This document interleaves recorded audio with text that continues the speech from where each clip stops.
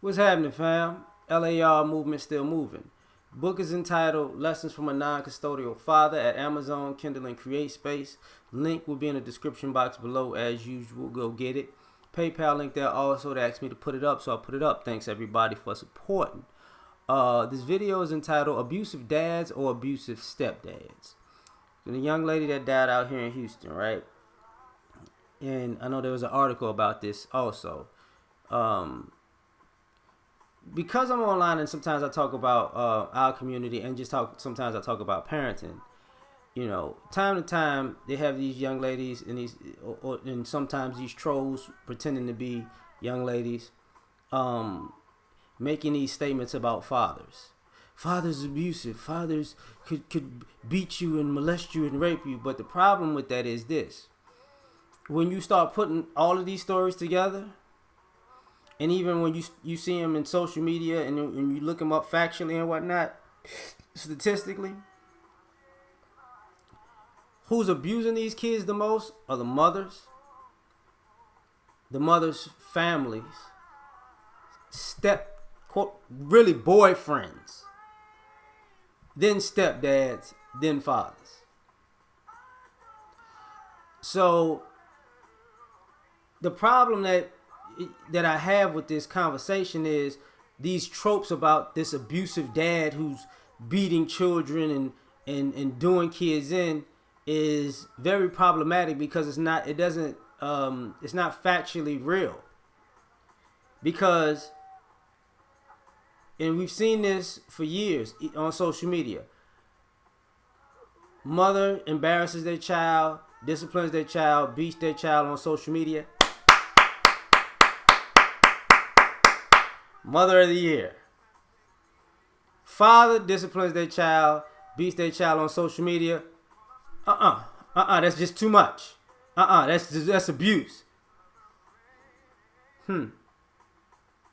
Now, same thing, right? But when people talk about their own family experience, who was when they talk about abuse, normally it's mother was physically or mentally or emotionally abusive, or her family was. But it's under the umbrella of, well, this is the abuse that I had. This is normal abuse because if I was with my father, it would be like way worse. It would be like a epic nuclear amount of abuse. Has to be, right? But that makes absolutely no sense. So your mama could be abusive to you. Your mothers, your uncles and aunts, her brothers and sisters could be abusive to you. You know, your grandmother and grandfather, you know, on your mama's side, can be abusive to you. But you know whose fault that's your dad? It's dad. Now her boyfriends, and this is why I'm bringing this up. The same mothers that you have that say your dad's abusive put you around abusive boyfriends. See, a lot of these times when you hear these young ladies talk about getting molested, boyfriends. Mama's boyfriends. Not mama's husband that makes him your stepdaddy. Mama boyfriend that she decided to leave you alone with.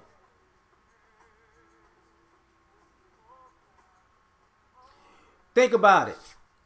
Or if you get married, stepdad. Think about all the times when people, back in the day, years ago, when people had all these Tyler Perry movies. Who introduced the abuse in all of those movies? The evil man was the matriarch of the family, her boyfriend, or her husband.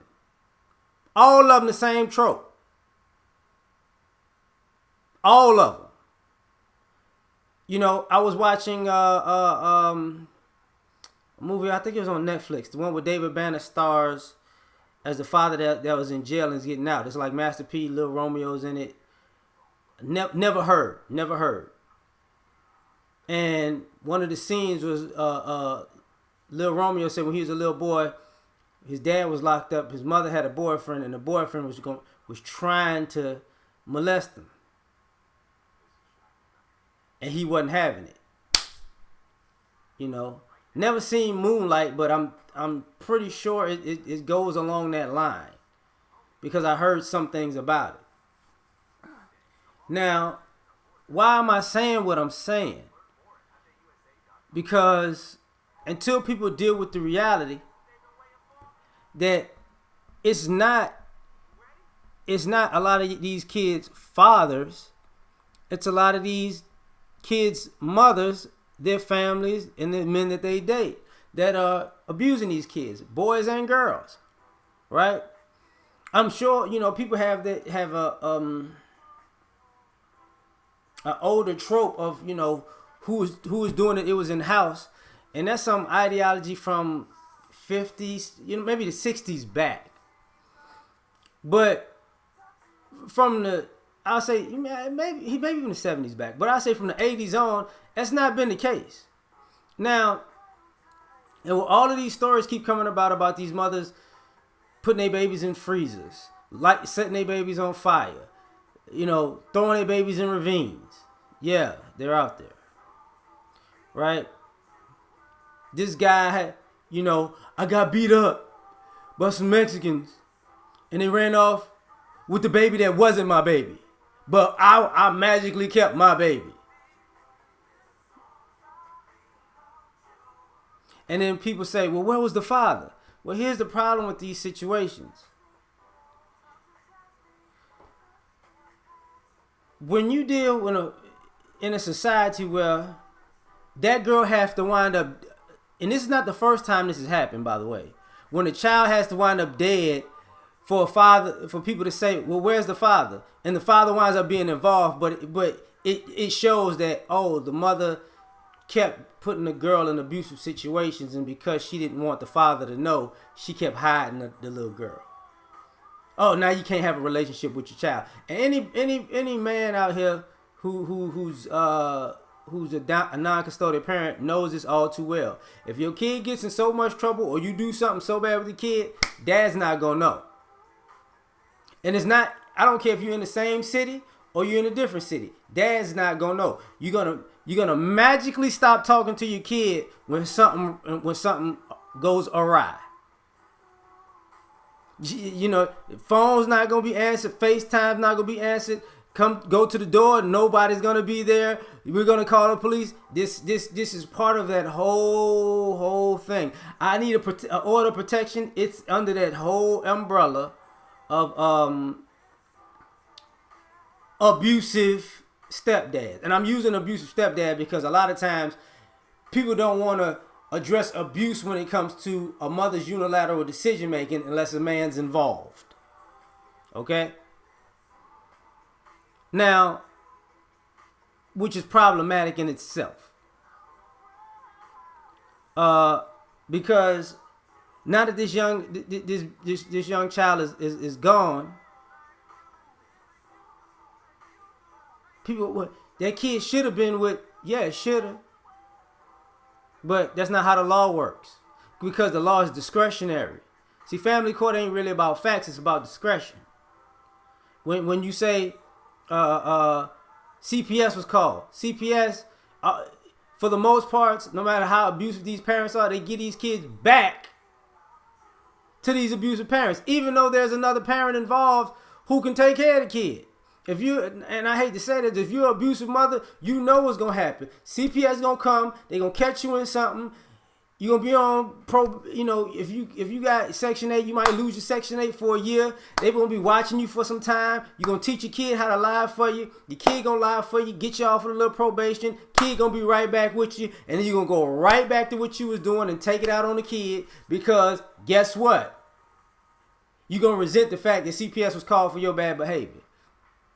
And then who you gonna blame? Their dad. This is how it goes. And guys got to go to court, numerous times. Remember that time they got caught that? Remember that time they got caught doing that? Remember that time they got caught doing that? Remember that time they got caught doing that? And the judges, the evidence shows that they're probably not the best parent, but they're a mother. They're a mother. They'll get it together. And, we got to collect money from you, buddy. No fees, no job. Hey, you know. So a lot of times what's going on is, you know, these are not abusive dads. These are abusive stepdads, abusive boyfriends at the behest of these mothers. But nobody wants to call a spade a spade. But the problem is, you know, society is just, people think the age of Aquarium was just about, you know, people getting enlightened with men. It goes for female fuckery too. So I'm done. Like, share, subscribe. Catch y'all on the next one. Peace.